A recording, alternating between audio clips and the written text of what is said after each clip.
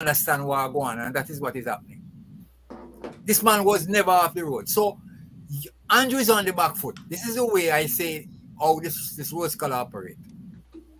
Andrew is on the back foot. We shove the road, Trevor. We shove the road. Road color Alright. or road He's not on the road that Rattigan, yourself, and me and Mikey familiar with. His Oh, roads is maybe with Cecil Roads. Because This you man have to make people understand the difference. all right, sorry. I'm sorry about that. So this man is a road scholar. Cecil Rhodes, you know, his name is synonymous with Rhodesia, apartheid, South Africa. Zimbabwe. Yes, Rhodes, man. All right, Cecil Rhodes. All right. So the people who get this scholarship, including one of our good brethren, Mikey, who we used to, and we still get some good foundation from that, was a Rhodes scholar. Not telling you the wrong things that Cecil Rhodes was done. But it is a prestigious thing, and it's hung before anyone who it elevates you to a position of academic excellence, and secondly, to one which shows that you are the kind of a personality, a person that the country can hang their hats on. So this man, finance minister, haven't gotten the Rhodes Scholar and got his degree in maths. That's what his PhD was, in mathematics. You couldn't see this man make the kinds of calculation that he has done.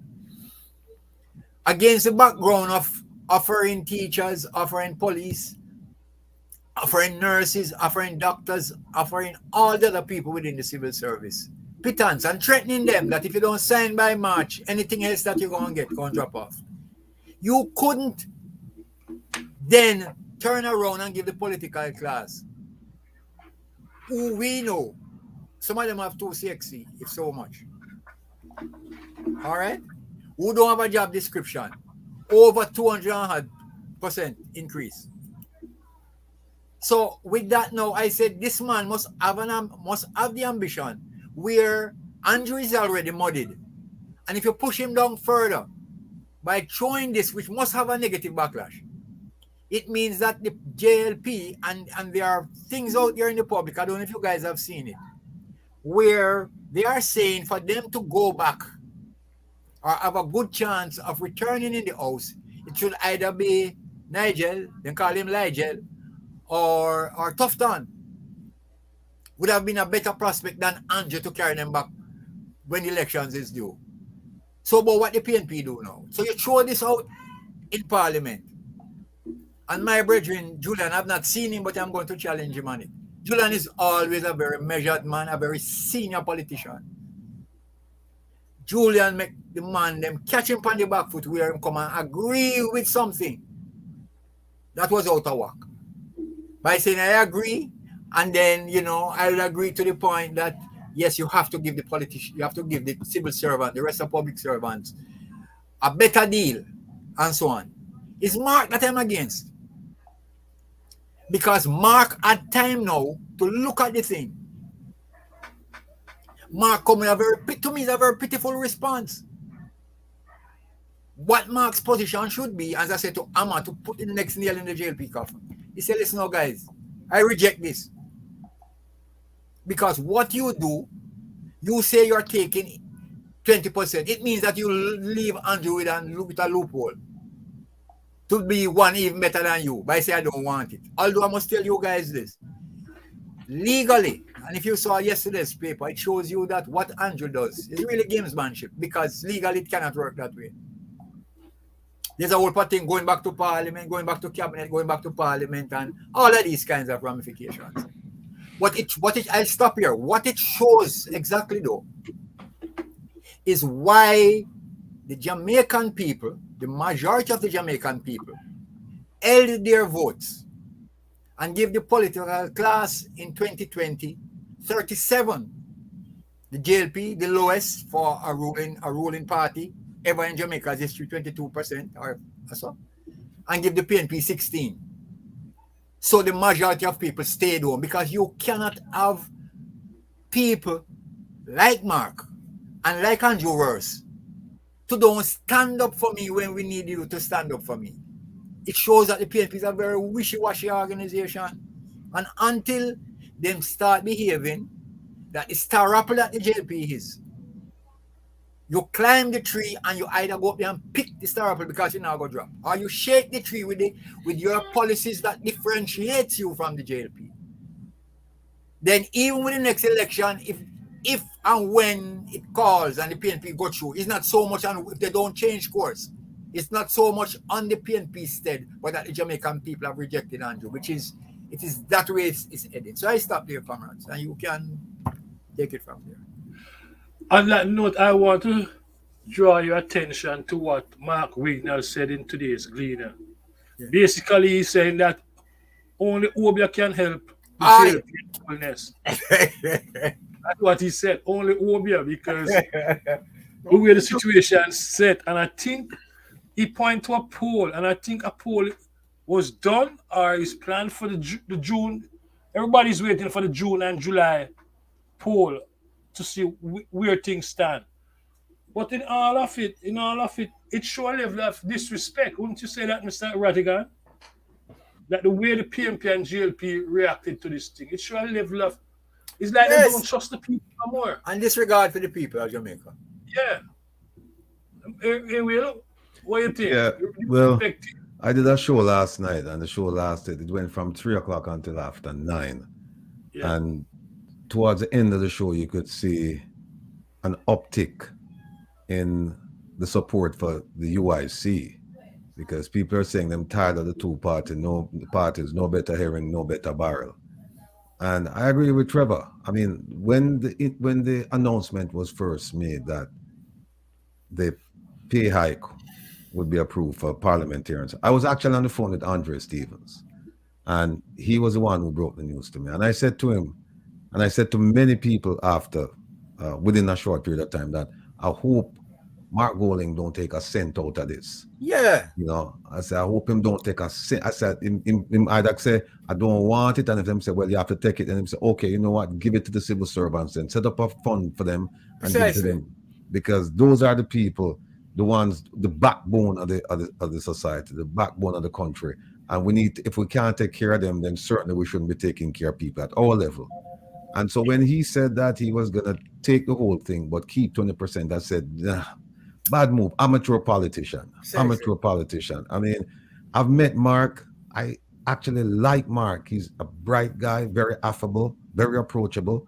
But I don't think he's yet to display to me that passion, that power, that single-minded focus on people. Because if he did, he would have said, you know what, I can't, in good conscience and on our basic principles, I cannot take this. And I posited the argument to people as even last night and before. I said, think about it.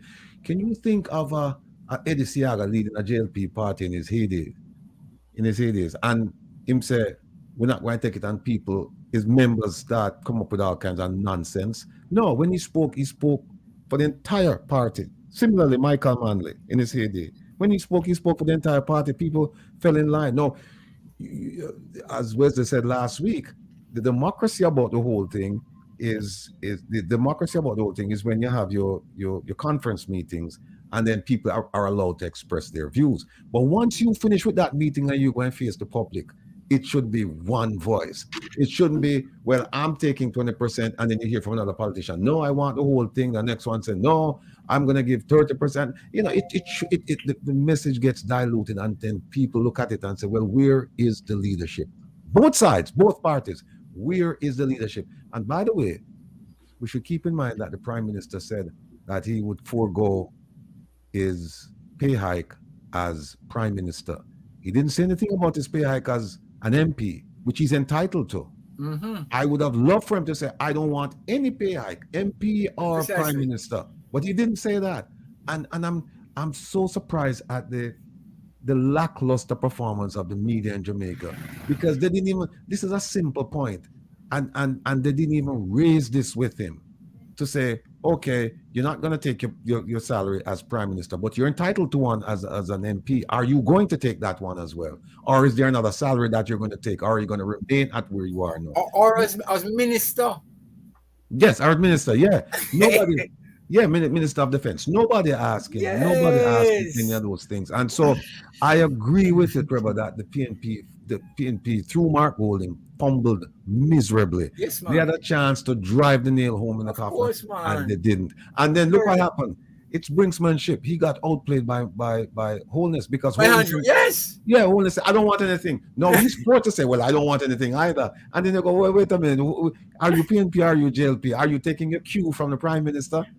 Are you taking the cue from your caucus, your people, Gamesmanship, your man. principle? So Gamesmanship. that's where we are with that. Wesley, I want you to jump in because I listened to the thing, and you remember last week I said that we were waiting on the NEC, right? I anxiously, after our meeting last week Sunday, I anxiously wait for the 7 o'clock news. All right, I didn't hear anything coming out of the NEC meeting on the Sunday news. The Monday morning, I expect something. I didn't hear anything. About Tuesday or so, I heard something like a news release came out, and they were saying that they are rejecting the increase and asking for a rollback.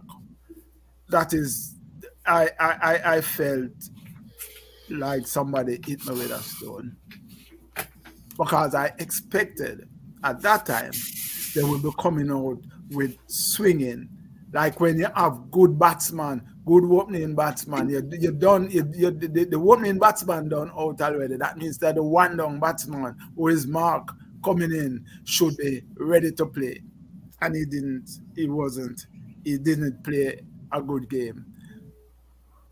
And sometime, you know, I've seen cricket match where the tail enders save the game. You know, the tail enders save the game. I say that to say something, but let me play this first for you guys. This is. Responded to the Prime Minister saying you get what you pay for. Well, Can you hear this? Yes, my Michael. response to that is that This is- people come into politics to serve their country. It has never been principally driven by money unless they are coming in for dishonest motives. So money cannot be the base upon which you attract people to serve through politics. You know, if you're interested in making money, you stay in the private sector and make money. You know, I agree that the public service, the professionals who run the civil service and the bureaucracy of the country need to be well paid. And I fully support that principle as long as there's equity in how you treat them. And what has happened in this instance with this restructuring is that those at the top of the system have done extremely well. Those at the bottom have done well, you know, in percentage terms. And the large cohort of persons in the middle, the rank and file in the teaching profession, in the police force, correctional officers, etc., they have not done well. They, in fact, feel hard done by, disaffected, demoralized, and demotivated.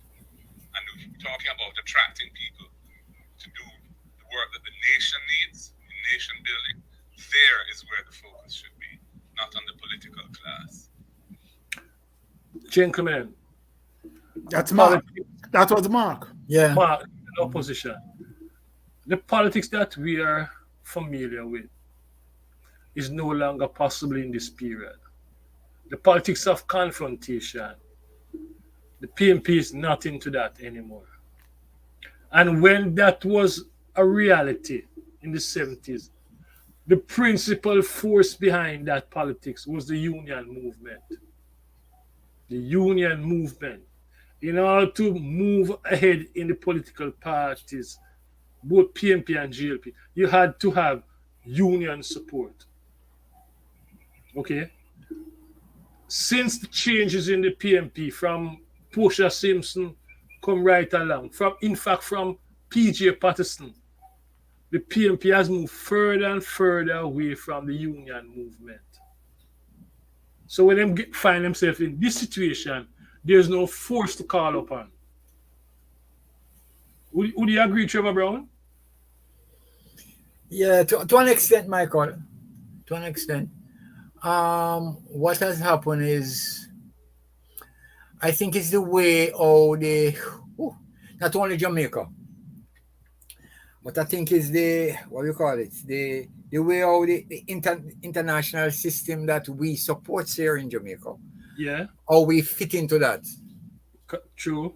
Yes, where I think there are too much power in the hands of the employers, and I don't think there is enough work being done among the workers themselves to understand the key role that they play as far as keeping the same industries and the same production organizations up. So with the impoverishment of the people that has taken place gradually over time, you find that man is more about, boy, how can I, Mikey, how can I Rattigan, how can I Wesley survive, and not so much as a collective.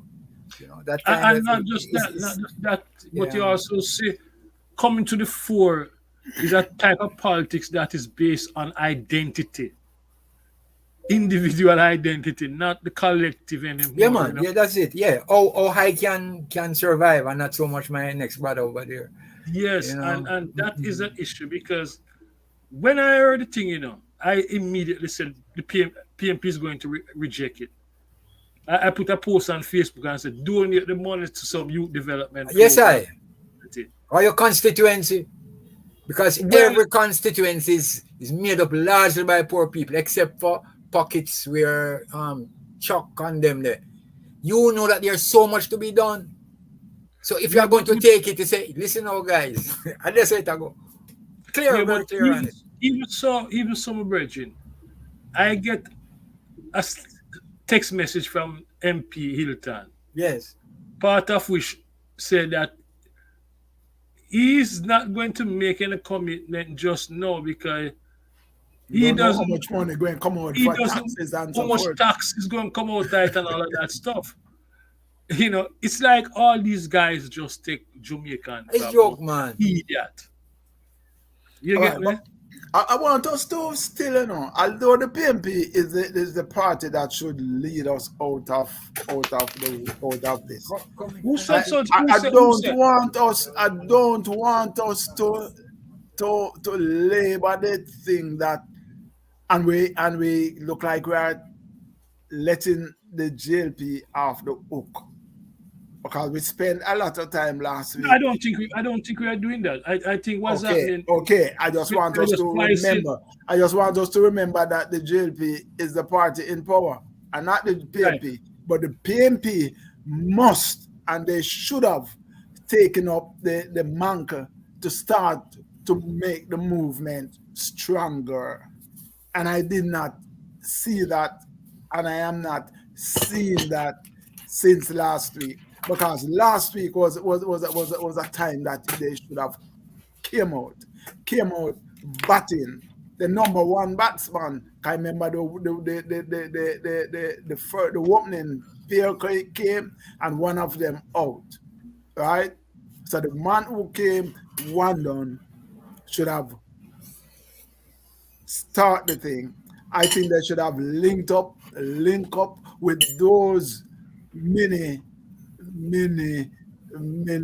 demonstrations. You did not see any PMP leadership in it. You did not find the PMP going in it.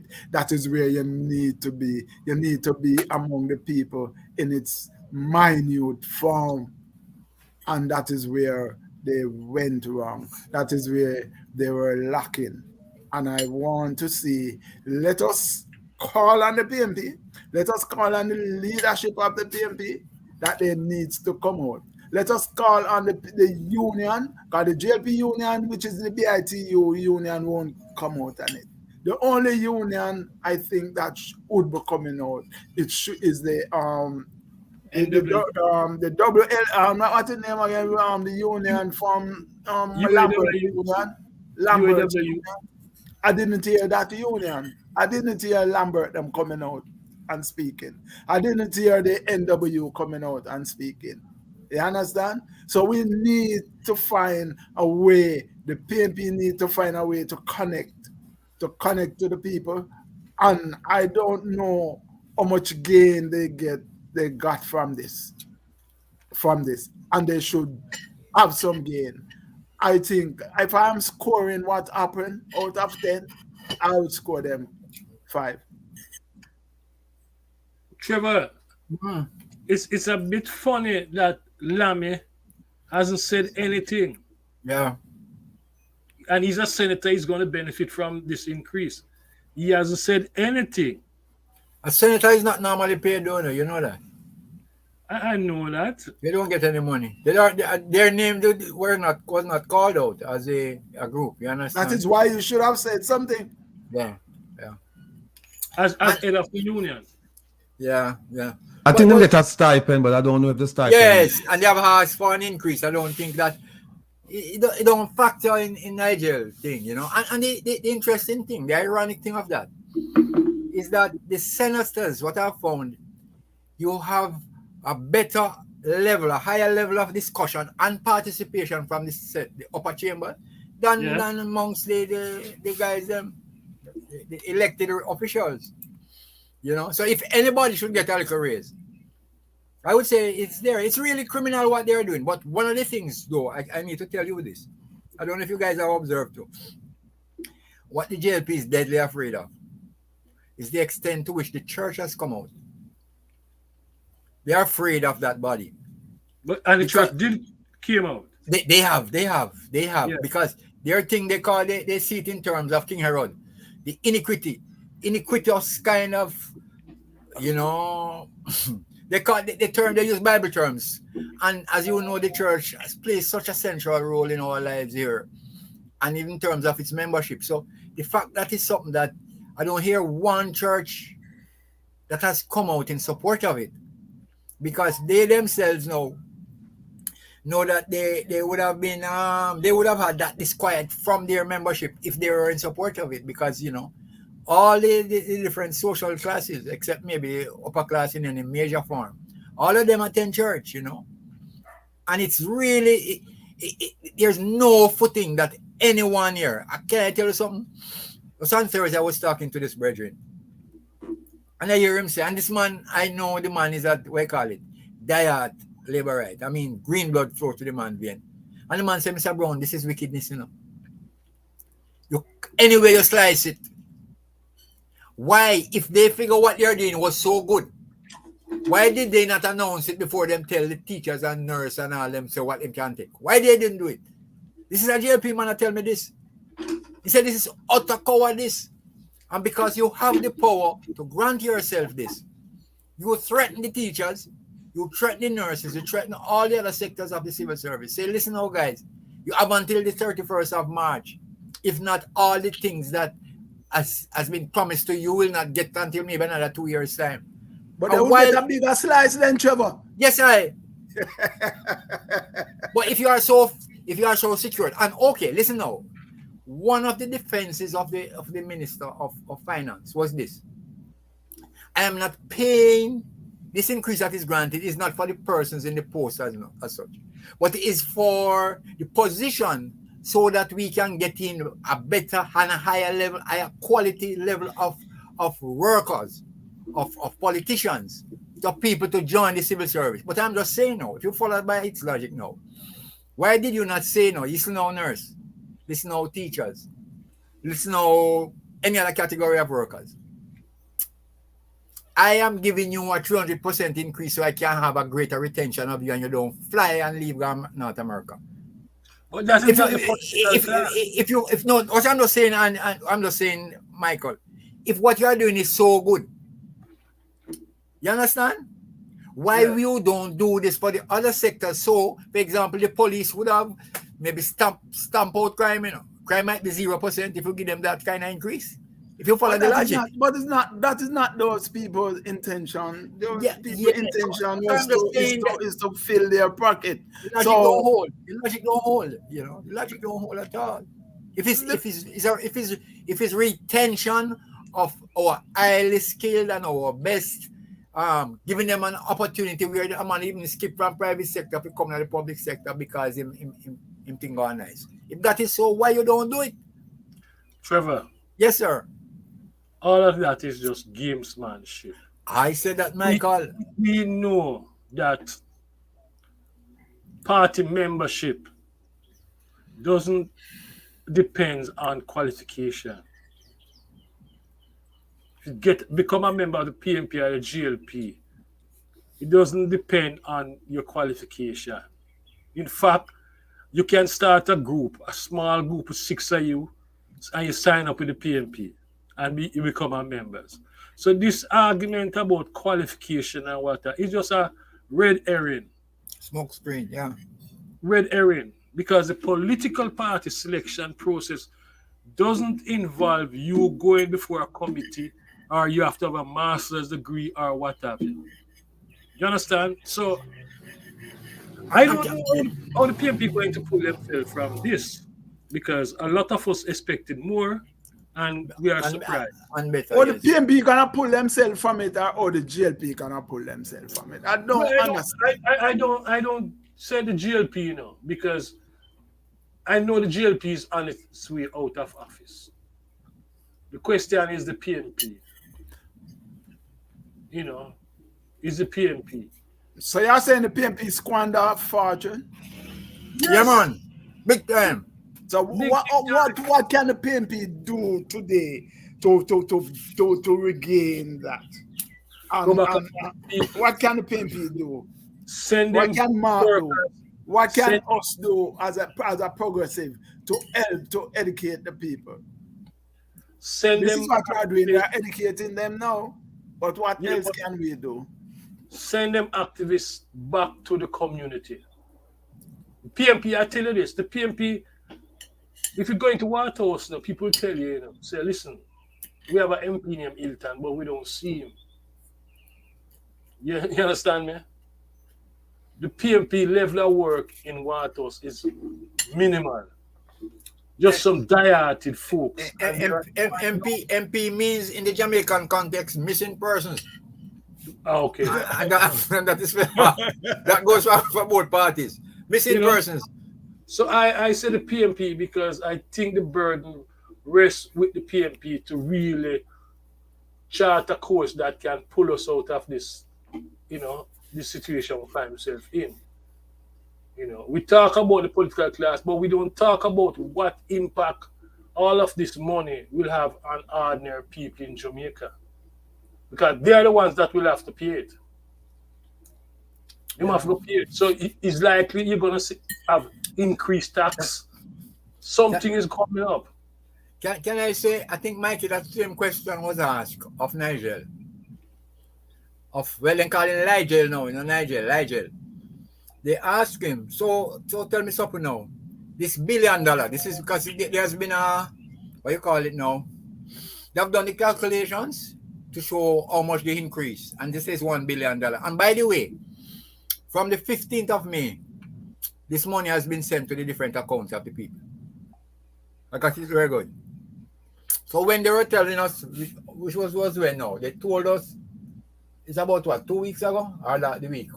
From the 15th. Yeah, the money was uploaded to the account, from what I heard. I am just saying, they asked Nigel, Mikey, back to this.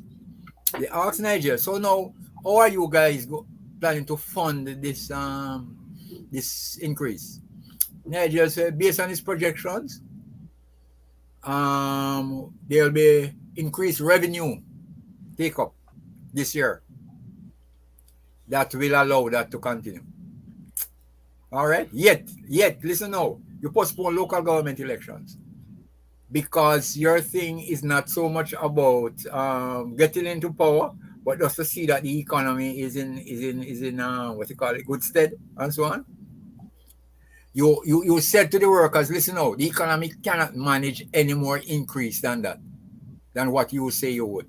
So on all fronts, the JLP has really been disingenuous. You understand? They say one thing, and they when it comes to their time, and I heard a JLP spokesperson, that's Friday gone. She's saying that And she was cussing Andrew. This is a JLP person. How Andrew, as the leader of the party, and would have been central to the discussions with the salaries thing, decides he's going to jump ship and throw the rest of them under the bus, saying that they are the greedy ones because him him jump off like Pancho Spilett, wash him on. You understand? But Andrew is about trying to save Andrew because we all understand the Jamaican politics, which is what you call a leader-centric kind of thing, where the leader normally, the party itself normally follows or feeds off where the leader is. So Andrew figures that in jumping off, it would somehow save him. It will lessen the angst, the anger, the disrespect, all the things that the people have for him. And it would enable the JLP to somehow get back some kind of traction. But it's not that. People don't want to see Andrew, as me tell you. They don't want to see this brother here. So Trevor, Mikey, Ratty, yeah. Where do we go from here? I've got to talk to Mark. Let me go. And him advisors. Because Julian, why do you catch Julian Flatfoot in Parliament? Mark had a good 2 or 3 days with the figures. And remember now, Mark is not an easy boy. My boy is a road scholar. When it comes down to investment banking and legal matters, a few brother can't touch Mark. One of my buddies, a man who, well, I say no, you know what, the captain of industry, he's a part of the bourgeoisie. He said, Brown, 2 things about Mark. When you want Mark advice, first you have to join the long line. Because everybody wants Mark advice on anything they do. And secondly, in fees, as a consequence of that, in fees, not lightweight fees. So after Mark, with all that experience and acumen that Mark has, Mark sit down after 2 days and come say at 20% him don't take. No man, he let me down, brother. And anytime I see him, he's a brother, you know me talk to you. The last place I saw him was Delano's funeral. Franklin funeral. Remember where we take a picture with him and thing? Yeah, man. No man, the guys who are advising Mark, it's too friendly. It's too friendly a discussion. You're not helping him. All right, Ratty, your time. Let me jump in. The idea about the church coming out is an interesting one because the church depends on tithing. Yes, sir. And so when and a lot of civil servants attend church, so when the collection plate get maga, the pastor have to keep that in the back of mind. They don't want it to reach that point. So I'm not saying they don't have religious reasons or other reasons, good reasons why they would do it, but I think tithing, the financial part of it, is one of the reasons. No, I've said it before on many platforms, and I'll say it again. When I left Jamaica, I couldn't vote. I had no interest in politics beyond the immediate suffering that I saw my community went through, and other communities similarly situated. When I came to America, I was more concerned about football, woman, and school. And that carried all the way through to law school. And then I joined the FBI, and then the priorities changed a bit. But nowhere was Jamaica on my landscape until 2012, when the High Commission in Pretoria, South Africa, asked me to apply for the position of police commissioner. And still, I wasn't, and they did it because under Portia Simpson, they had an initiative called Mapping the Diaspora, where they were trying to recruit people in the diaspora to come home and help in light of Vision 2030 and beyond. And that's how that's my first foray into what's going on in Jamaica. So I'm a late starter. Nice. So I don't have any particularly, I don't have a particular affinity for JLP or PNP. What I have a deep affinity for is for people, and the people come from the places behind me.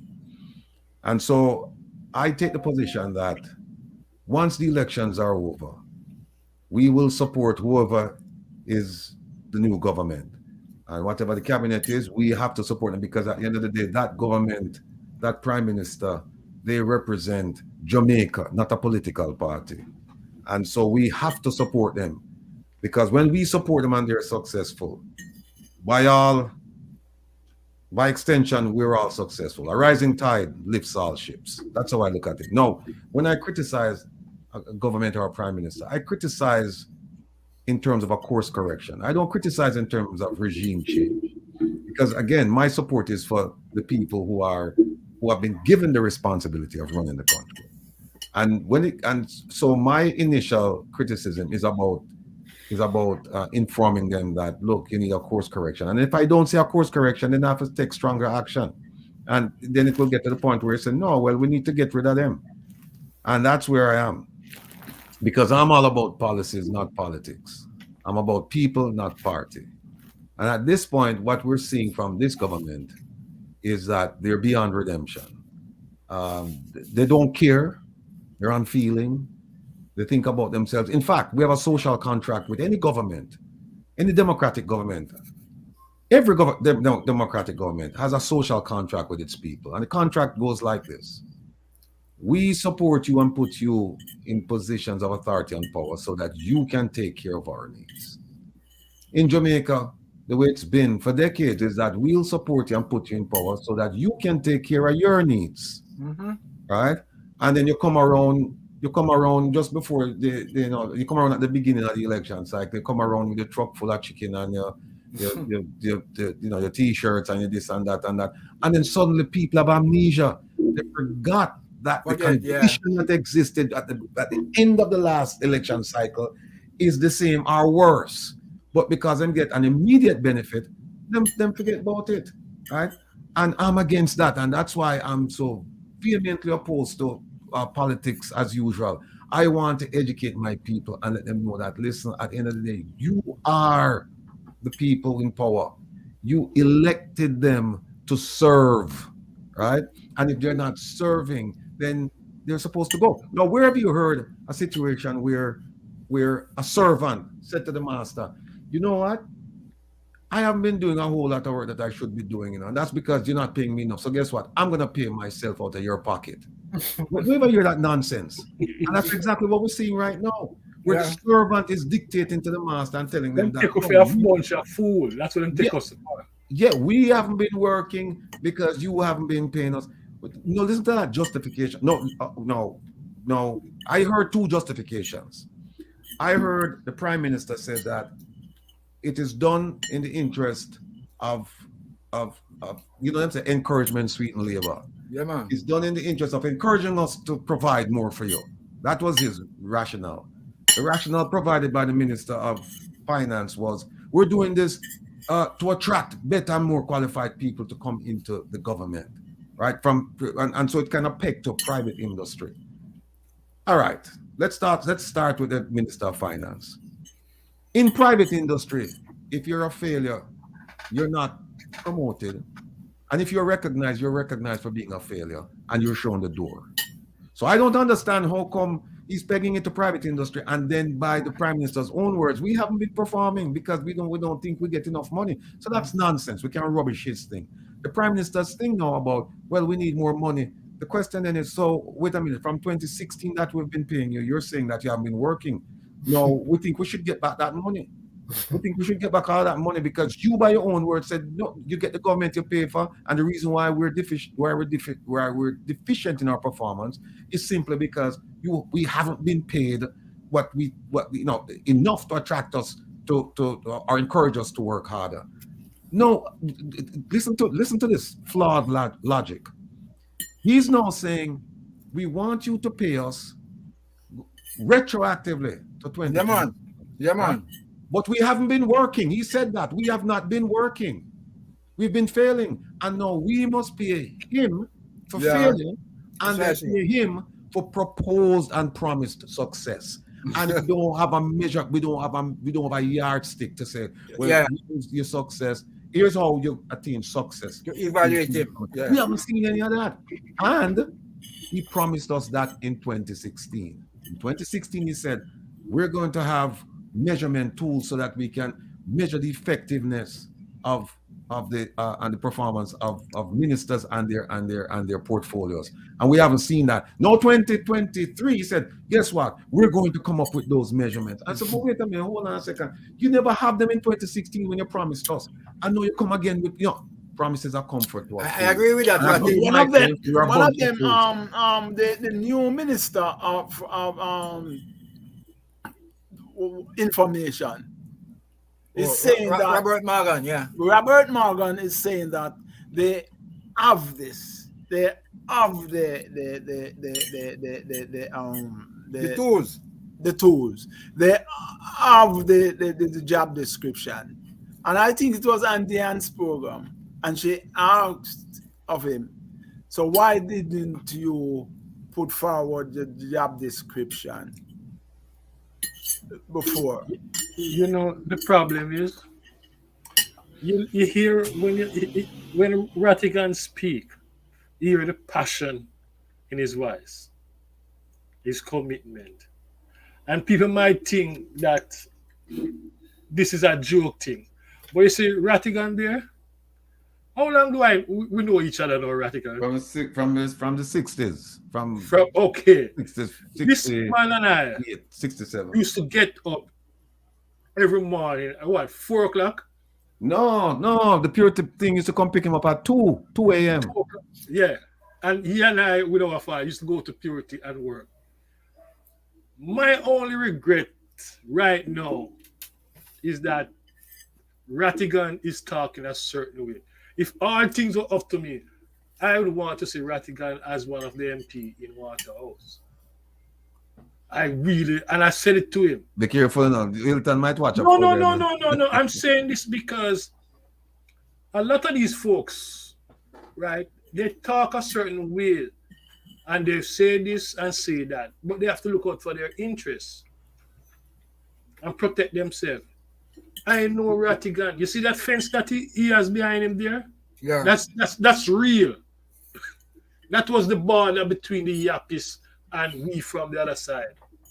And Right. Hilton said, that was my first house in Waterhouse. Yeah. That was the border. That was right on the border. You get me?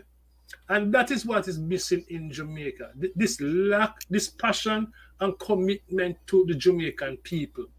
Everybody join and they just come in and just use us, get rich, and then I don't know, because I don't know how many of you observe this, but there's a thing emerging in Jamaica where families are now controlling the politics. Over in Portland, Vaz and his wife, Tom Pernell Charles and his family. It's like a family, they just divide up the country and the power structure according to families. One time we said that the economy was controlled by the 21 families. Now the politics is controlled by families. And relatives. And that is what we miss in the Jamaican people. These guys can get away with a lot because we lack the necessary skill set. It's not there enough. But a lot of our folks are scared. What Rattigan is doing right now, that hope up a lot of people are, but I know people say, but isn't he scared or something? Isn't he putting his life on the line and what have you? What you see there is real. And that is what the political parties are missing. We need genuine individuals to become more active in the political process. Let me just inject a light moment into this. Trevor, somebody say you need to share the brown stew chicken with me. Let me hear him knife and fork. Yeah. Yes, I want to Trevor knife. That's true. That's true. You cannot do that, Trev. It's not true. But the point, but what I'm saying, the commitment is not. There's not many Rattigan out there. In the People's National Party and the GLP, we know the GLP from ever since is a gang of thieves. We know that. This is to show that to us. When they're not robbing a school, they're robbing something else. We know that. The PMP has its problem, but it has potential. It has potential. So what we need then, Michael, and the team, is that we need to stir the pot in terms of the education, the political education. We need to start again using this forum. More and more we speak in terms of what is the responsibility of the Sorry voter. about that, but it wasn't. Sorry about that. It wasn't brown stew, but the wife said that boy from. I just not too long come here and she said, Trevor, you need something to eat. I said, well, Sylvina, the only good thing about this is I don't have any mic, any video, so that's why. Oh, so Sorry you must about make that. your spoon talk for you then.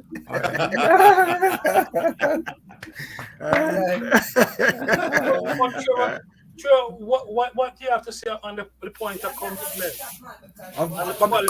Commitment, Michael. Yeah, and the quality of people to lead this process in terms of organize it and take back Jamaica from these thieves. Boy, Mikey. Whoa. You know, there's something fortunate about us guys. We grew up during the time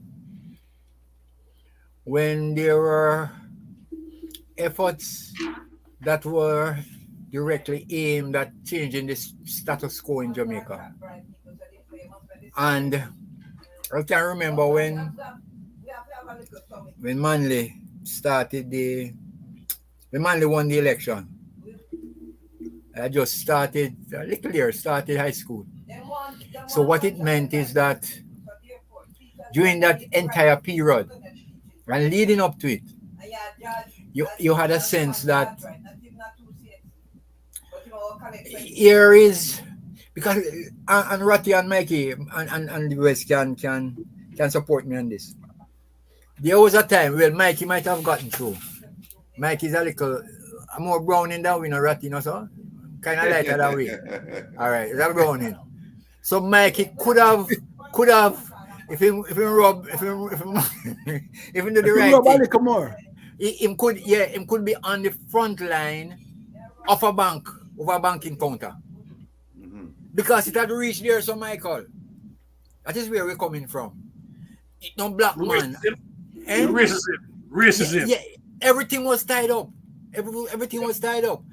And so we came from a period where, to me, it was even criminal if there was, based on what as a youth, if you are not supporting the kind of change. Because I remember even the literacy program, and I had to write something in the 90s.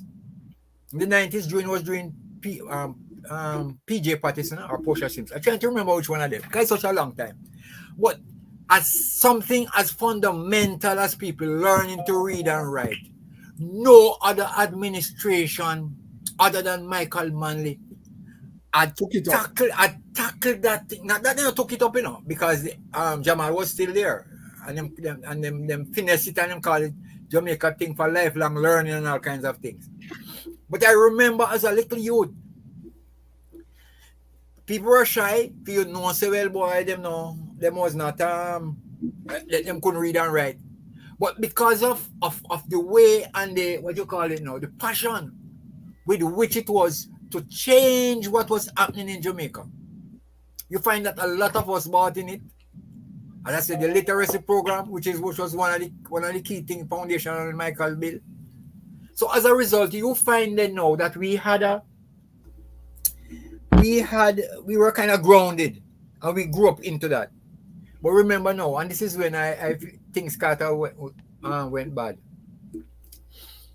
The elections that were fought in 1980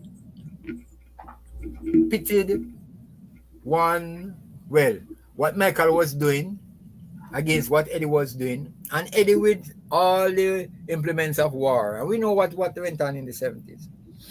He won out with the assistance of him bridging them from up north. But one of the first things that he tried to do was to undermine. And I remember, and you guys can remember, he had some things that he promoted. One of the things him say, boy, don't ask somebody because the shortage of the dollar of the money that was there. Him say, don't ask no question where the money coming in. Just take it. You know. And it's like to the highest bidder and so on. So this kind of this approach, which was totally opposite to what Manley was pushing, was something that was really over and over reinforced to the Jamaican people that based on the difficulties of the last part of the Manley regime. I say all of this to say that even Manley, when he came back in 89, and this is one of the things that I have against him, and if he's listening to me now, I engrave him. Manley came back when after Siaga, one election Siaga won, and you guys can dispute me on this. And even the one that he won was with fire and brimstone, you know. They never contest. Michael never contested the snap election in 83 after what happened in Grenada, the implosion, and Siaga climbed on the backs of that.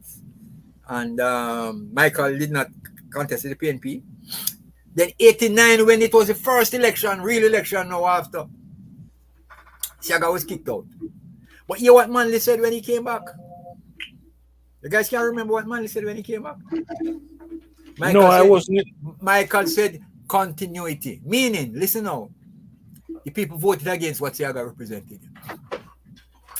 But you, as a Manley, was saying that you're going to continue with what Siaga had laid down.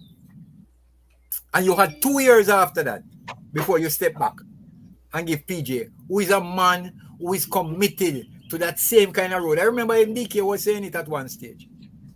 DK said the capitalists are better able to run capitalism. You understand?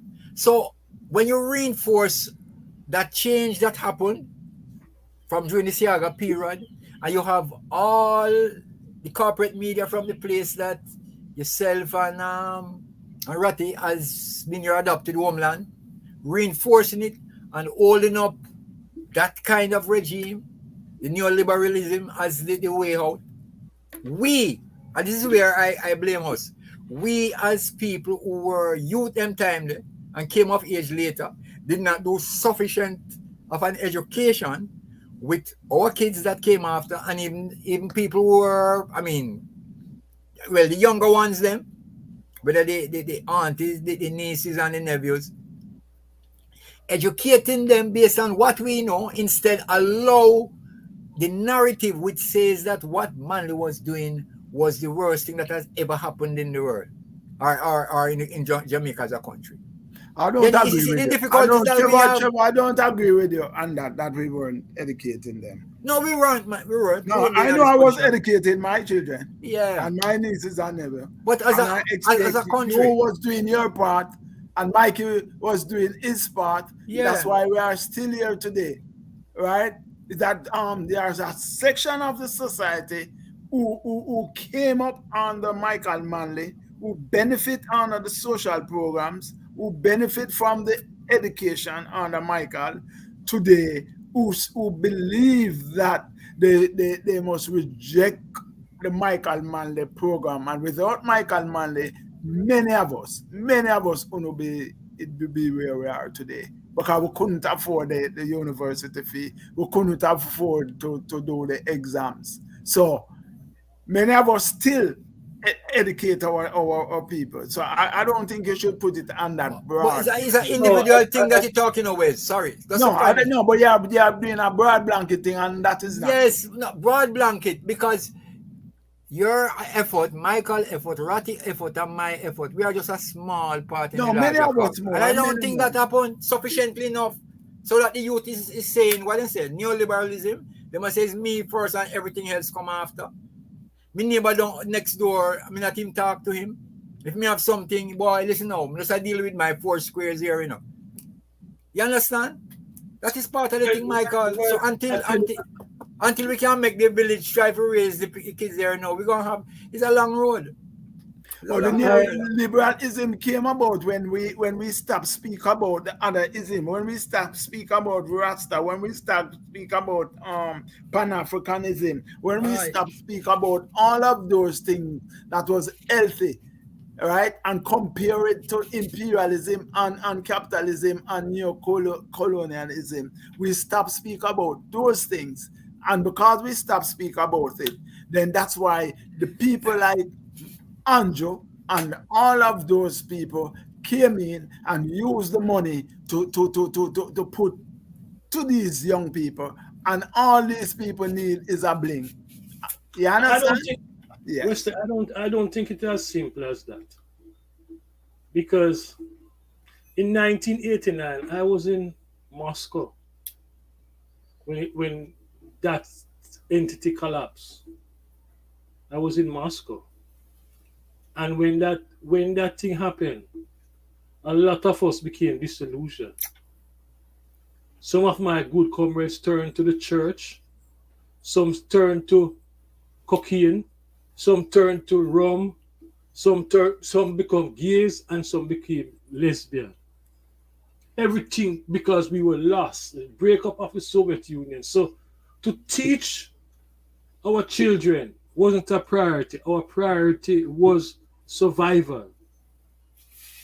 After the problem in Grenada, and then the pressure from Eddie Siaga and the CIA, a lot of us had to run and hide.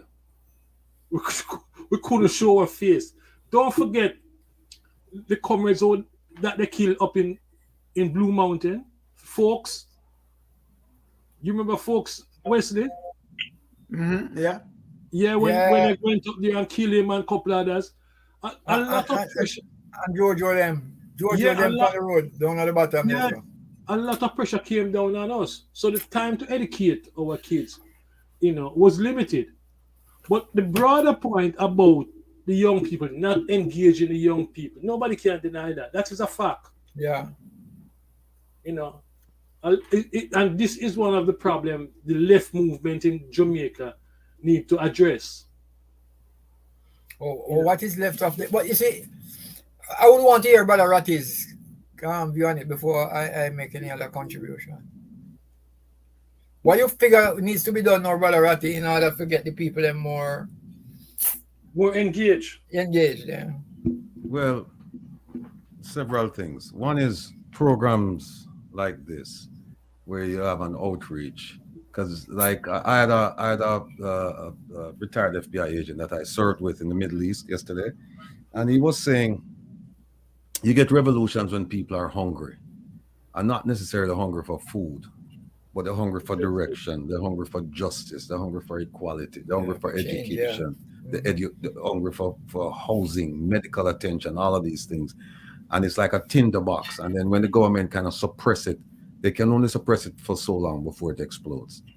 And I think we're at the point now where people are just disillusioned, fed up, disappointed, depressed, actually. And this is the outlet for them to say, listen, we don't want people start picking up guns and start talking about overthrowing the government and coup or whatnot. But first, what you have to do is you have to educate your people. You have to put the information out there, and then you have to teach them. Education. And I'll give you an example.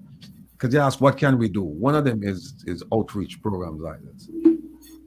People don't know in Jamaica, by and large. They don't know it. Most of Jamaicans, I would submit to you, they don't know about a simple law called the Access to Information Act of 2002.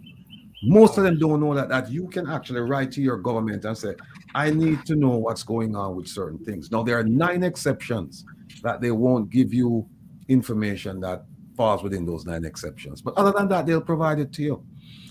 And people don't know about this. People just think that the government is one big secret society. It may be to some extent, but there is also a statutory provision that will compel them to provide you with the information. That's one thing, programs like this. The second one is lawsuits.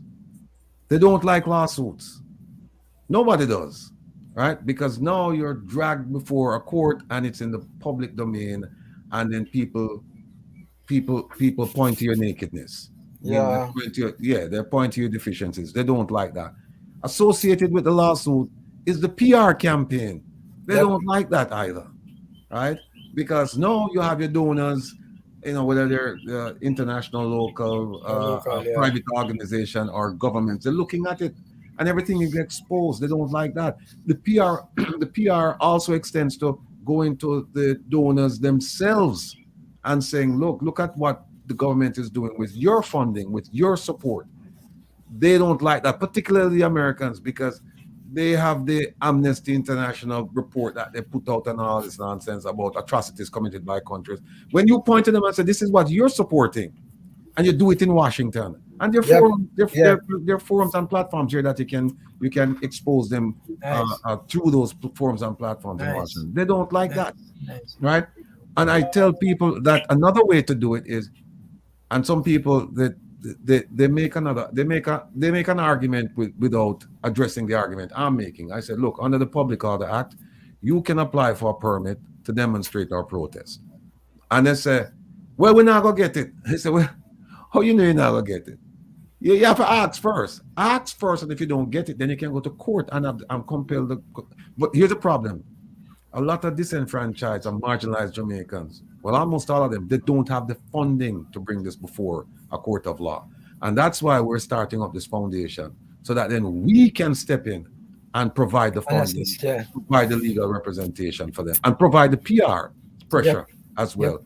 So there are some things that we can do. Also, one of the things that we're going to be doing is, and this is, I'm saying this for the first time on Michael's program, but I guess it's all of us program. We're going to be, and it was done already, but we're going to do a more intensified version of it, which is to look at the politicians, conduct deep dive investigations, so that we have files on every single one of them, and we know where we can track and trace the money, the property, the travel, the communications, the relationship, the whole thing. We can track and trace that and have files on them, so that when we approach them from a position of leverage, where we can say, listen, for example, you know what I'd love to do? I'd love to get one of those reports, and then let's say, for example, the Prime Minister, we can prove that this man is responsible for malfeasance in office and redistribution of funds and so on and so forth, and we can track and trace those funds to his account. Let's just say, for the sake of argument, that we can do that. Yeah, I would love to go to him and say, listen, here's what's going to happen now. You see your constituency of Tower and Cockburn, Pen and Compound and them places there, them don't have a proper school, they don't have proper clinics or whatever it is that they're lacking. We need you now to take this money, and we need you to go there, and we need you to we'll even give you the scissors to cut the ribbon for the grand opening. But you're going to do it, because if you don't do it, then guess what happens? All of this will be exposed in court, and in the court of law, and in the court of public opinion. And they're going to have to comply. So there are lots of things that we can do, and there are lots of things that we're planning to do. But the one thing we're not planning to do is to sit back and take it as business. Agreed, bro. On that. Well, bro, I need that thing need to be up and running like yesterday.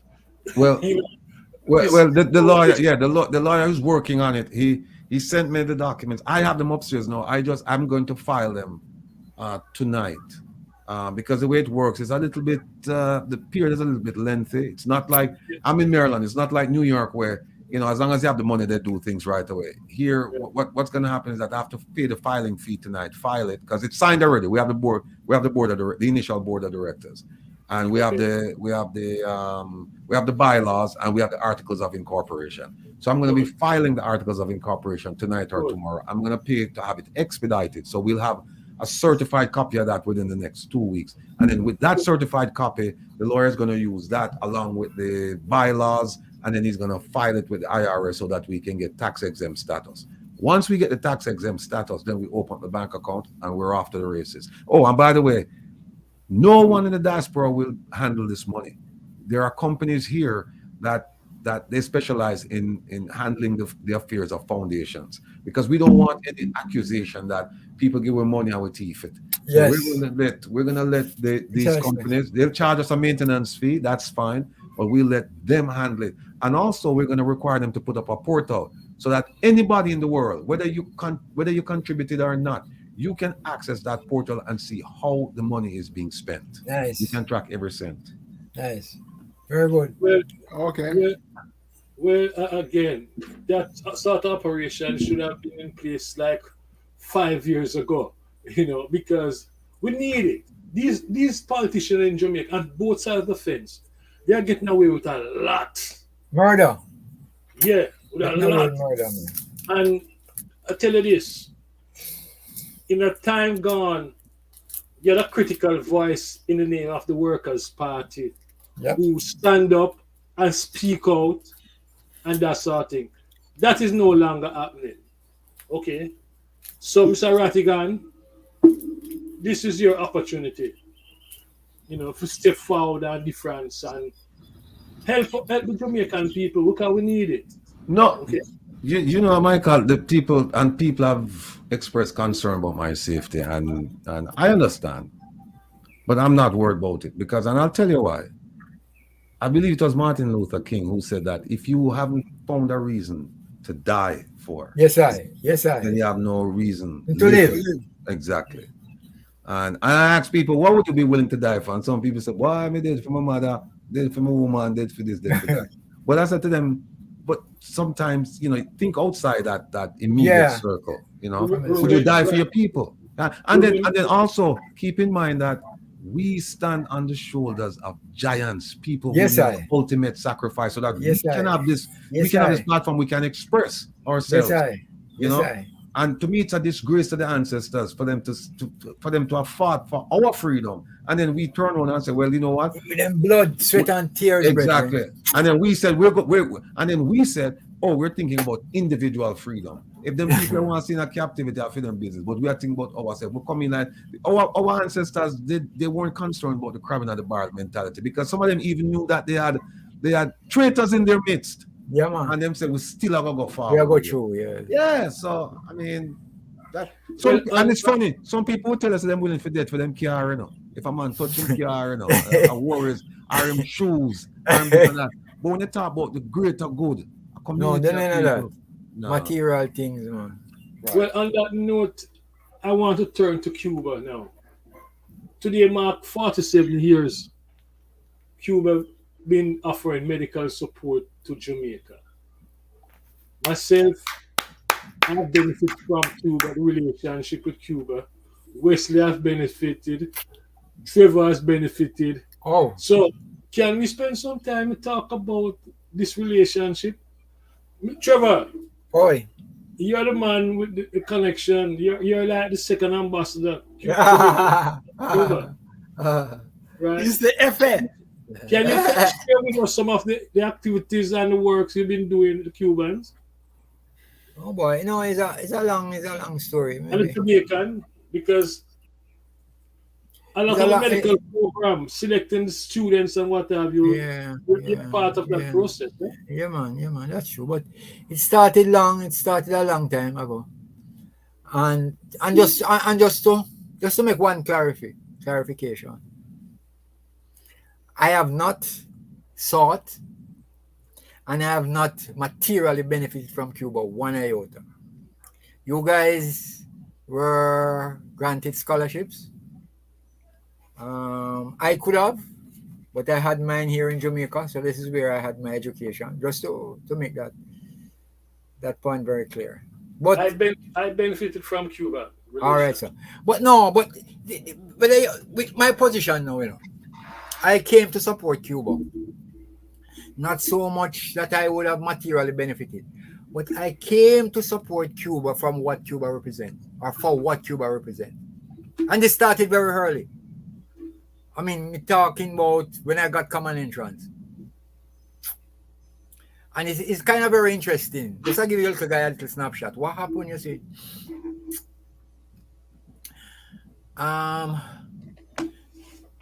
During I think it lasted for a short while. The Abeng newspaper Yeah. All right. I was a little boy in primary school running up and down in a short pants. And my mom, let's give this little background.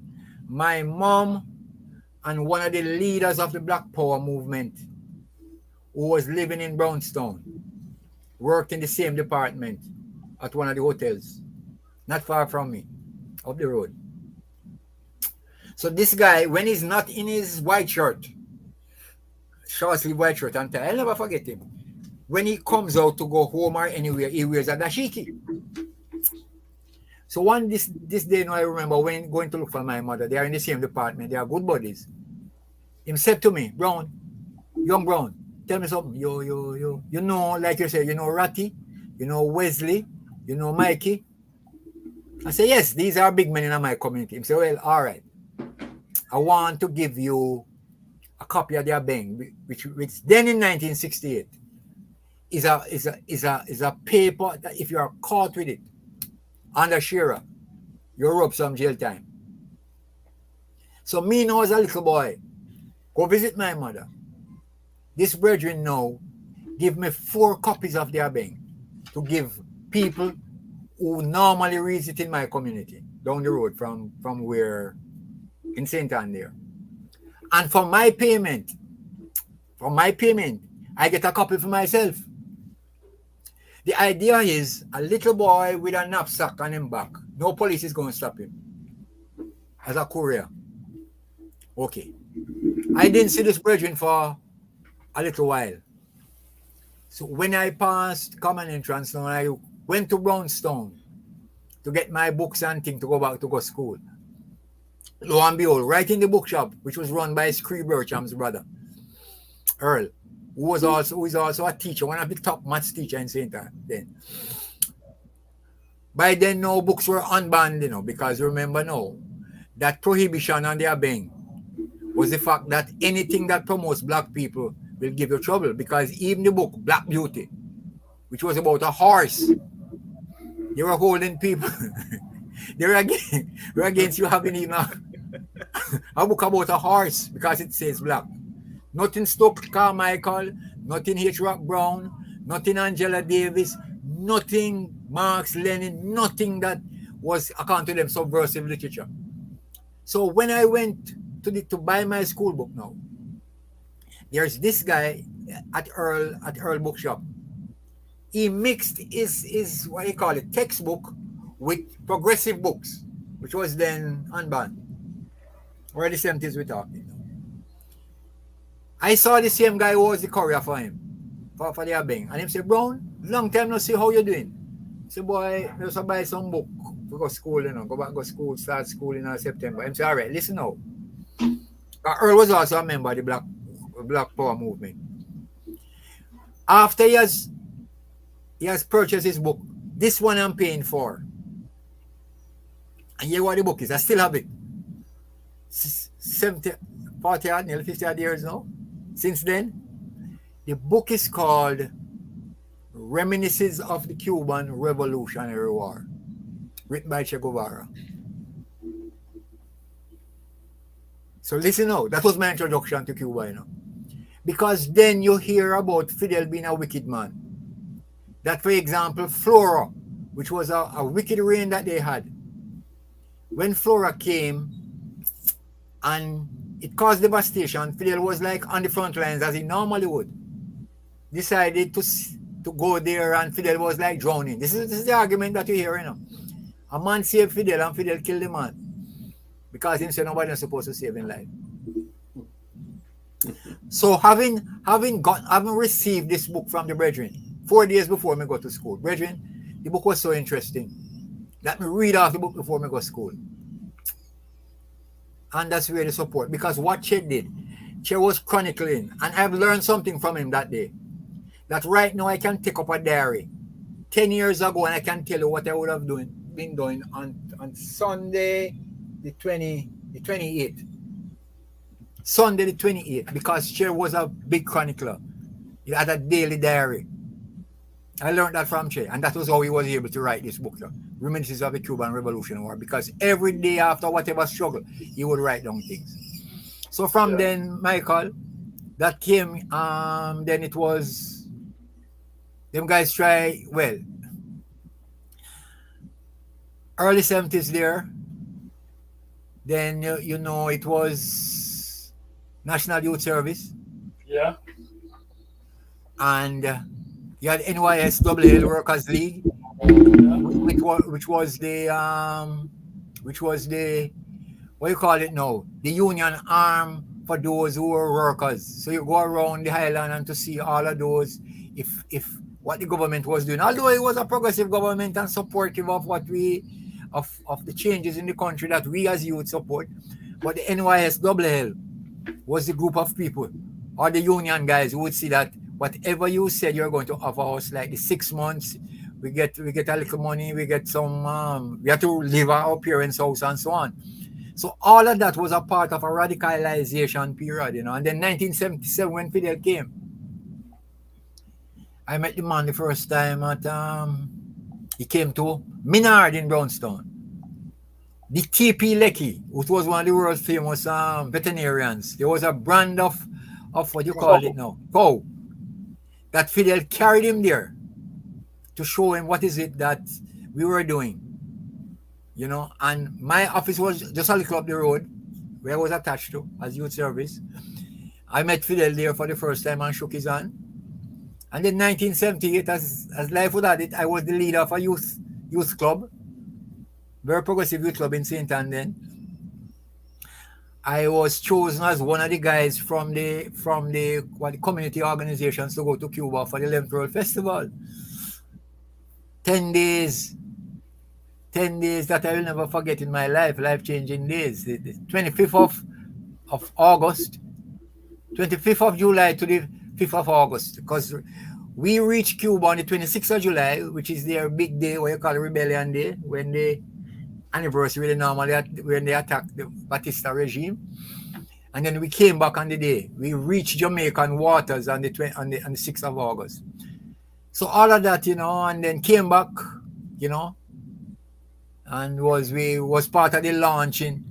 In between that, I was a member of the Workers' Party League, WLL, and I was part of the founding of the Workers' Party at Regal Theatre. And the support for Cuba was from that, and since then. So how did this medical thing start? Because all right, so the medical thing now, Michael.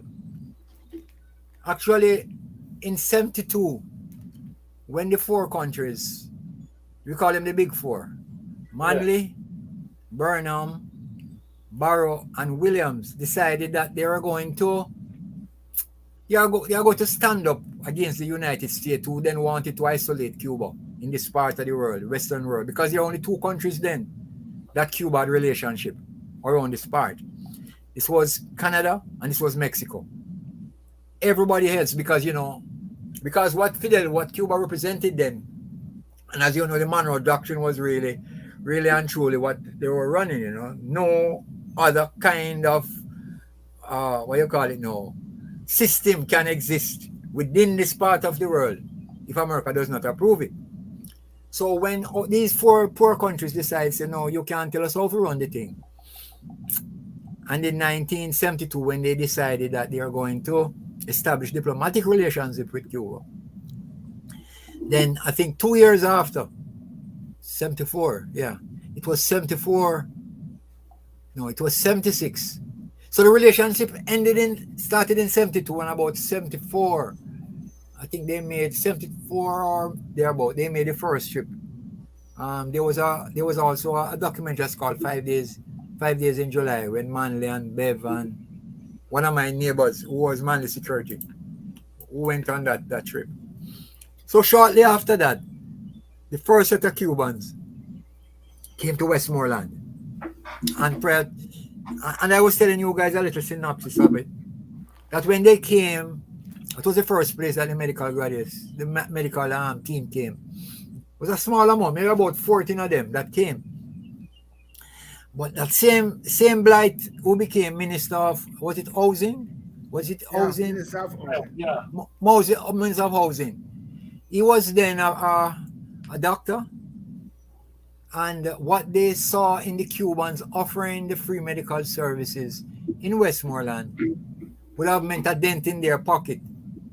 So what they did now, they organized a set of people, doctors and other people. If they didn't want to go with them and them lumpen elements, and what they were doing now was to march, especially in the capital, Sab, saying how the Cubans are this, and you know all the dopey stories that they say about Cuban.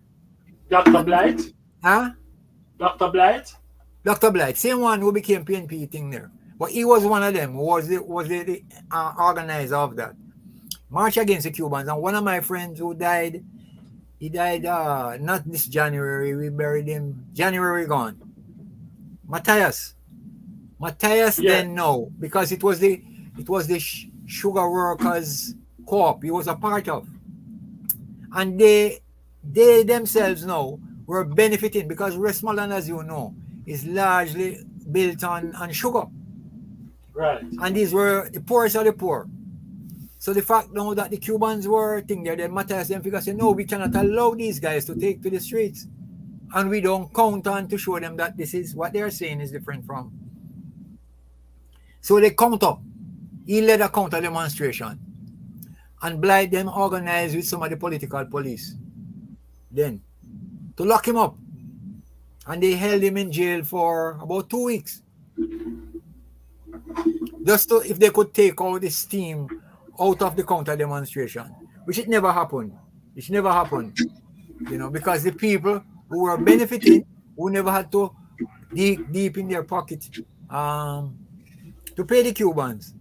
You know, they were more incensed. And it's a tool that, you know, these guys use, whether the denial of visas, that's what one of the things that the Americans do, because they feel say that is where milk and honey.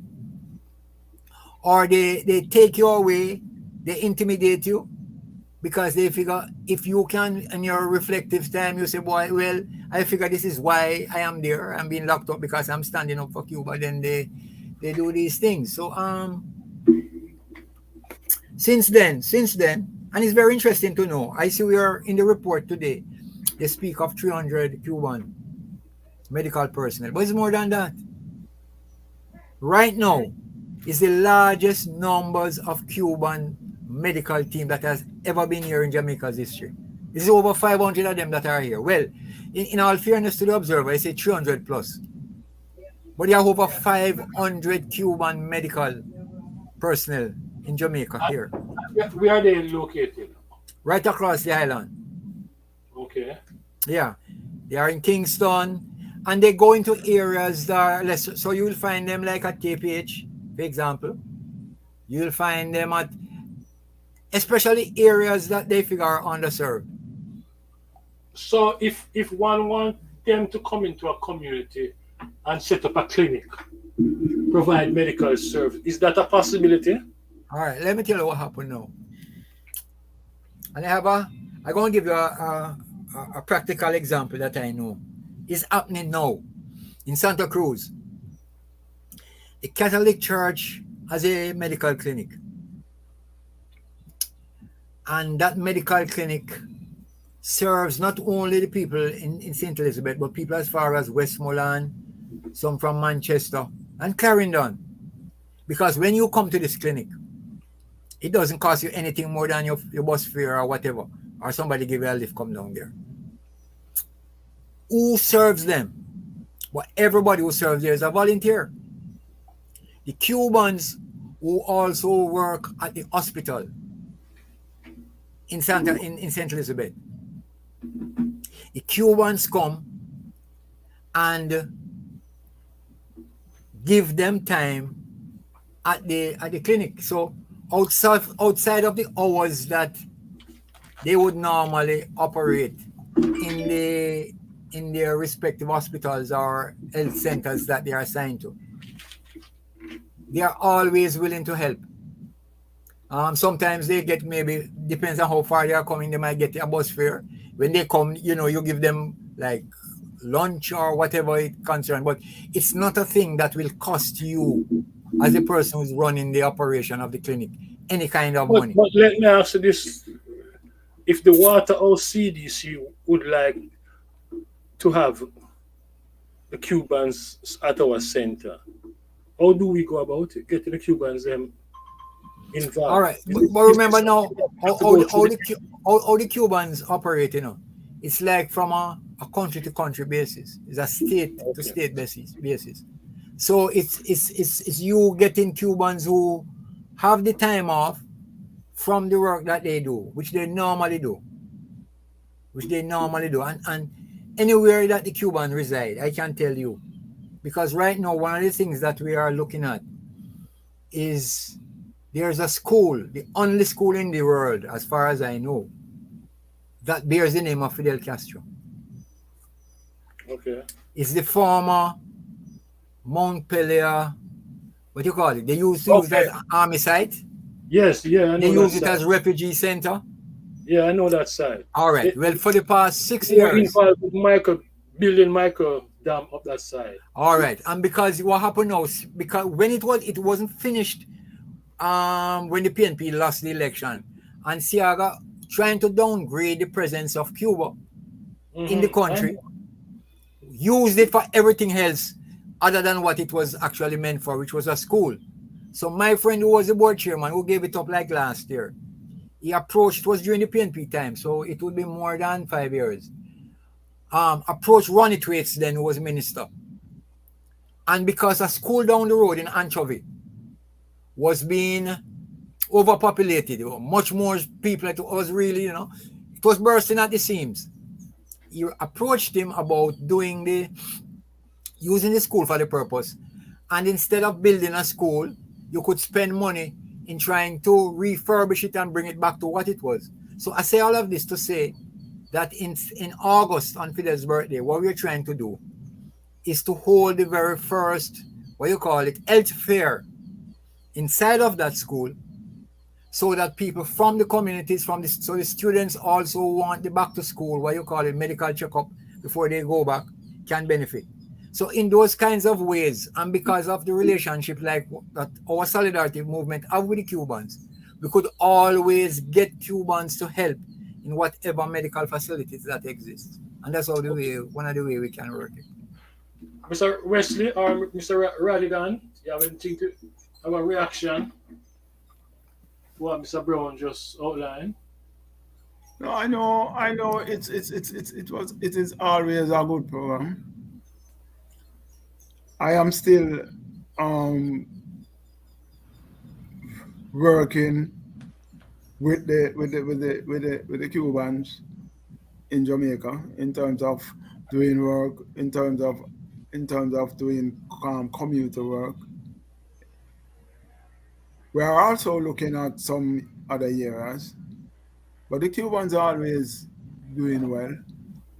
And Trevor is the man who coordinates those things. And from a medical standpoint, one of the best programs that the Cubans have in Jamaica is the eye clinic. Yeah. The eye clinic is one of their best programs in Jamaica in terms of over those years. Yeah. Right? I think they are having a problem now because the government, Trevor, you can correct me if I'm wrong. All right? The government don't give them back the permits to work in Jamaica since last year. Right? Yeah. So the eye clinics, they work from the chest clinic, and they also work from St. Joseph Hospital. Right, where they carried out operation, and most of elderlies in the country, old people as we call them, who have cataract and all of those things. So they are doing a good job, and they're constantly doing a good job. But I think the government not paying that enough attention. And there's so much. The last time I heard in a meeting that they were having like about over 600 people waiting on them for it's more than that for surgery and stuff. For surgery. And just to add something to that, and then you can bring Brother Ratty, just to finish that thing with the eye care as a Cuban medical approach. The program started with Chavez and Fidel. And what used to happen is that Jamaicans, Chavez used to provide the money, the funds for the plane that carries Jamaican people to Cuba to get the treatment. And when they reach Cuba, then the Cubans look at them and then they stay there for whatever time it takes them. But they find that in that way, more Jamaicans can benefit if you have a center in Jamaica and not so much the limited numbers that can be carried by a airplane. So that is why it was set up at National Chest. So how it works now, you go to National Chest. Anytime you go there, I mean, your heart bleed, you know. I mean, they start from early 7 o'clock, and then like they end say about 3 o'clock in the evenings. They test, all the eye testing is done at National Chest, and then based on what what the examination proves, then if it is surgery now, then you go down to Joseph Hospital where they do that. But what has happened? Right in the midst of when COVID came, the government was trapped for adequate space where you could have isolation units and so on to deal with COVID patients. So what they did, they commandeered St. Joseph's as one of the isolation centers. And that is where the Cubans normally, in a small section, where they do their surgery. And if you ask me, to be honest with you, I figure both could have coexisted, because the hospital is a large enough grounds, and for people who are coming to the eye care to done surgery, they wouldn't necessarily have any kind of interaction with those who are, but be that as it may. And I figure part of it had to do with a downgrading of the Cubans' presence in Jamaica. So what actually happened? The Cubans were here from the beginning of the COVID pandemic until last year was what, 2022? No, 2021. Because I think we are now in the second year after lifting of COVID. So for that, the greater part of that period, from I think the last 2 years, because they do rotation, 4-year rotations. For the last part of that, all the Cubans were doing was just to test your eyes and to tell you, give you a prognosis for the following, for you to do surgery. Now, at the end of December 2021, the Cubans went home, which is their normal cycle. You go home on vacation, but you come back in January to start. A new team would have been in place to start back in 2022. Did they return? No, that never happened. Okay. So what happened now? What happened now, Mikey, just to tell you this before I close, is that the people who are on the waiting list, and for those who had problems, not necessarily on the waiting list, but those who want to go to the Cuban eye doctors based on the good job that they're doing, they started pressuring the government, asking what happened to the Cuban doctors now. The Minister of Health went to Cuba sometime in 2022. And on the sidelines of, I'm trying to remember what the visit he made, but he had an official visit. He had discussions with them.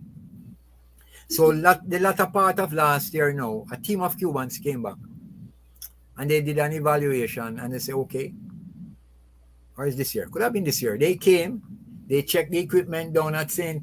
Thing there, which was in good order, and they checked their places, different places, and said, okay, we wanted to start back the program by May, which is this month. We are end of May now and it has not restarted.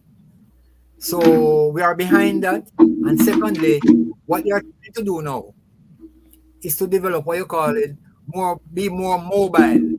So instead of somebody from Westmoreland coming to Kingston, then what they are trying to do now is to organize so that the different parishes or different centers in parishes can be places where they can announce ahead that, okay, the doctors will be so and so at this point, so that, more Jamaicans can benefit from that service. Okay. Mr. Rattigan, you have a question? No, not having a question, but I'd just like to say that, Yeah. my experience with the Cubans, I never had any direct exposure to them, but back in latter part of the mid 70s, I remember when they used to come to Jamaica, Yeah. and they'd come and they'd build schools, they'll build Yeah, man. dams, they'd Yeah, provide man. medical services and so on. Yeah. Now, the reason why I mentioned dams is because back in 2016, the JLP put out its manifesto, and it talks about water security. Woo. And it said, and I'll read it to you right here. It says the most direct path to sufficiency of water for agriculture and home use is to make better use of the natural resource where it is found, as rainwater and surface water. It says, we will promote the creation of ponds, catchment areas, and micro dams, and create better incentives for households to harvest rainwater. Now, micro dams, I remember when the Cubans came, that was one of, in fact, they had a song where they lick them with the micro dam. Yeah, man. The Jamal school, right? Struggle, man. I Struggle, work, Martin. I work on the micro dam in Mount Pellier. Oh, you work on the micro dam. Struggle, man. Him call him Struggle Martin. Right. So Yeah. now the question for me is, Jamaica has a water problem right now. Right now, my brother. And Stare us in the face. the Cubans are excellent at doing this kind of work. And they're our neighbors. Forget about politics, right? We're talking about survival. Without water, you really can't survive, right? And I don't see where they've created ponds. I don't see any catchment areas. I don't see micro dams. And we have a neighbor who's they specialize in this kind of things, and they've done it before. They've done it before. Brother Ratty. But not only that, Trevor, What manifesto is that, yo? You could share it with Michael or share it with me. Michael, I really want to see Yeah, it it's a because 2016. It's it's page 2016, 37. Trevor. 2016. Page Yeah, 37. 2016. Last, That's what the cate- reason. all right. Trevor, last category on your right-hand side. It's called investment in irrigation water and rainwater Trevor. harvesting. Yes, Michael. Yes, Wes. that was the reason that when I spoke to you and we tried to revitalize the microdam approach, and we try and link the minister at the time Yeah. about the microdams. Yeah. That because of their manifesto and their programs, we felt that Yeah. We from had a a good company thing. standpoint, Yeah. who work in that field and know to build a microdam and have connection with people there, then we could have restart something like that. But to date, that is over Yeah. 2 years now. Mm-hmm. We don't get any I'm response still trying. from the But government. Ratty, I just had one thing to this. We have even gone a step further than that. Just that same, what you call it now, water, irrigation security or whatever it's called. Food security, is follows closely by. It's like twin. So what we've done, we have gotten a mapping of the areas that provides. Who is we? Who is we? We, Michael, we, Michael, the company. Yeah, company that was involved with the construction of it. Michael, I don't know about that company. Yeah, man. Let me say we even know the company. All right. Okay. So we what we did, we looked at we have a mapping of where the areas where food security is really, they are the ones who provide the security for us. So we saw that as a priority, that is the food side. And the broader problem that you raise, like right now, there's a call, what we have in Jamaica is a prohibition order regarding the use of water, Brother Ratty. So for example, they say water for non-essentials should not be used in any shape or form, or they don't lock you up. And see the thing that you are reading from 2016, my brother, and Wesley, as he rightly said, all the ministers since, I think it's Shaw. Was it Shaw? Was it Shaw? Or was it Green? It was Green. Flight Green. Right, Green. No, he's back because they have moved. Last week, Monday, they have moved Pernell's son. Renaissance. So I ask you for that because there's the evidence which you have, which they put out in the public domain that this is what we defend. So we don't know if there's anything else at work, but we will continue to press, not only so much for our benefit, but the fact of the impact that this will have on the whole food security and on the water security, as you rightly say, you know. And this is not a partisan thing we are talking about. We're talking about helping the country in a very critical area. Because right now they are saying is what? 30% is Mona Reservoir, and Hermitage is maybe about the same or less. That is what we are faced with right now in Jamaica. The first one that I identified that we could put one when I spoke to the minister is in St. Elizabeth. That we call the food basket. Yeah, the bread basket of Jamaica. And because of the water problem there.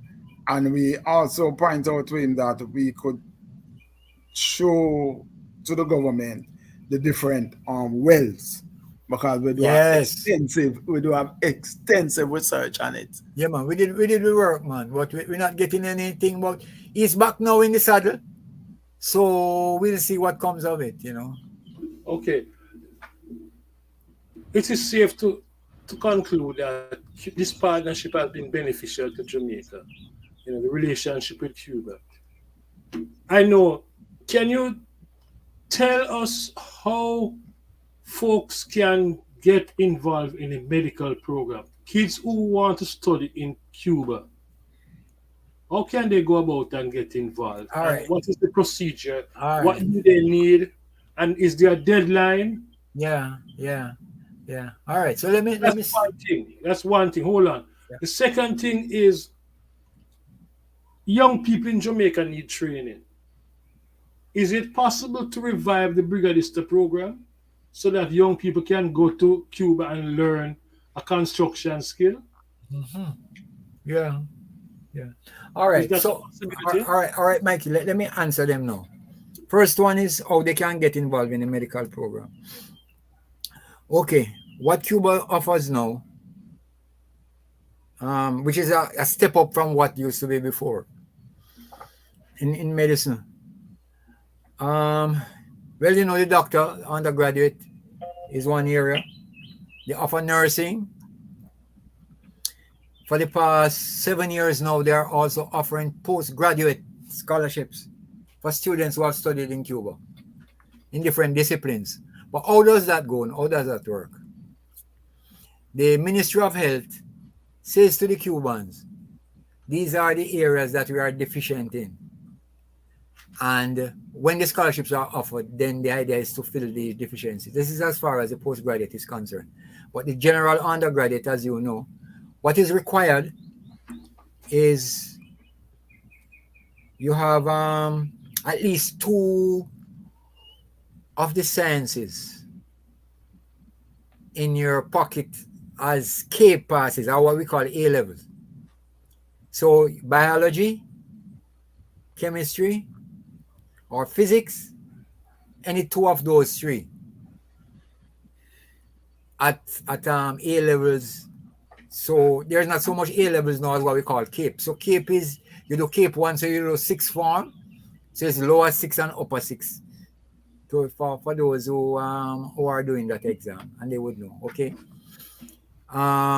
So you would get, for example, now. So it what that presupposes is that you would have passed your, what you call it, CXC, which is the 5th form, and then you have gone on to do that 2 years of CAPE, which is what we call it, lower 6 and upper 6, and you get your 2 sciences and you're good. Okay, in choosing people from medicine, so I'll give you medicine, nursing, and the other. In choosing candidates for medicine, as well as nursing too, and the postgrad. The postgrad kind of plays it, kind of says itself. There are 3 criteria that we use for students, for applicants, and I should tell you this: we get sometimes 20 times the number of scholarships that are offered as applications. So, for example, last year we got 1, 2, 3, 4. We had 4 medical scholarships last year. We got 2 postgraduate, and we got 1 nursing. But this year it will be better. All the indications point to that, and it's a conscious decision that the Cubans have taken, although in very difficult economic circumstances. So let me go back now. If folks want to get involved, who they Hold on, Mike. So Mike, there are 3 criteria. So the people who are applying, they will know how to come. There are 3 bases on which you are chosen. First one is the academic thing, which is the minimum. You need to have those minimum 2 CAPE levels or A levels in sciences. Okay. The other thing is need. You won't be a relative of Mr. Matalan or anybody who we figure have the means where they can go to UE, which charges you $3.5 million for first year medicine. And as you go up in the years, like second year, third year, you pay incremental until you finish your 5 year. Okay. And the last area. So the first qualification, second is need. We need to know that we are giving people who really need it and don't have any other option. And the third one is what we call community involvement. Your community involvement. You must show what we call social responsibility. So you're coming green from high school. What we expect is that you are involved in some schoolwork on the compound, on the campus, during school time, whether key club, whether this, whether that. But you need to show that you are involved in activity that you don't get any monetary remuneration for, but you are giving up your time for the betterment of a cause. Or you might not do it in school, but you do it in the community, either through your church, either through your youth club, or some kind of organization. So that's a minimum. So that's a medical. What about the construction? Is it possible? No, well, okay. We have not had any construction from that long time, because it's always a situation where the government itself, the Cuban poses to the government that these are the things that I have offering, and you say, what is it that you need based on what we Cubans have here? Okay. So I guess if the Jamaicans say, listen, no, we want some construction workers, then that will be done. If that is a greater area of need. You know. Okay. At one time we had agronomists training. Yeah, man. But it's always something that they and the government, they respond to what the government requires as a specific area of need and so on. And what you do now? Yeah, sorry. On that note, I think we have spent a great deal of time here today, and I hope someone listening has heard something that they can use going forward. I want to thank Mr. Brown, Trevor Brown, for joining us. Wesley, co-host, Rattigan, the co-host. Let's do it again next week. Same time, same place. And I want to tell the listeners, remember, like and subscribe to our YouTube channel, Waterhouse Vibes. If you don't do that, you're not going to get the notifications as to when we are broadcasting. So go to the website, YouTube channel, and like Waterhouse Vibes. And on that note, brothers, I'm out of here. Before you leave, Michael, is it that individuals can write to us and say, well, boy, they would like to hear we talk on a particular topic, or they want us to hear a particular person to speak on something? Yes. So we can show that to them then. Yes. You know. Okay. All right, gentlemen. What's up? Thank you again. Come on, take care, brother Ratty. All right, take care. All right, Trevor. Yes, I. Yeah, big up yourself, Wesley. All right, my brother. All right, take care until we right. speak again next week. Yeah. Yes. Neita, we talk. Trevor, thank you very much. Yes, my God. Cool. Okay. Take care. All right. Thanks again.